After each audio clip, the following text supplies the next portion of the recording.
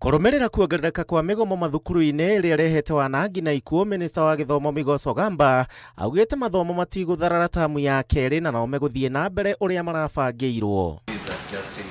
Ogamba augĩte gĩcunjĩ kĩa 98 harĩ igana mathukuru ma secondary mathomo no marathiĩ na mbere wega na no gĩcunjĩ kĩa 2 harĩ igana kĩragũmĩirwo nĩ thĩna ũyũ.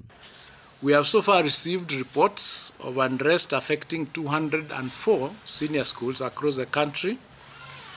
And of those 204, 59 have since returned to schools and resumed their studies, with more continuing to return. Learners in grade 1 to 9 in our institutions are proceeding with their studies with no interruption reported.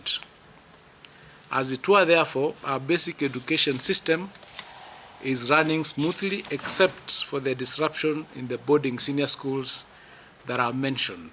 Mĩnĩstry ya gĩthomo gũkĩrĩ ũguo nĩ yũkĩte na mĩtaratara ya mĩerũ ya kũmũrĩka mathĩna maya, makĩambĩrĩria na gũthondekwo gwa kamĩtĩ ya anyiti itemi othe thĩinĩ wa gĩthomo kwenjera mathĩna marĩa maracũngĩrĩria arutwo kũgoma.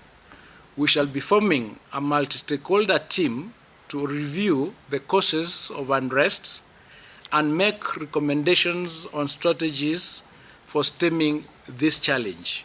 Gũkĩrĩ ũguo Mĩnĩstry ya gĩthomo nĩ yugĩte ndĩgũthoga kalenda ya tamu ya kerĩ, no nĩ mekũmũrĩka ũrĩa makanyihia tamu ya kerĩ mwaka ũkĩte kũiganania tamu cirĩ ciothe.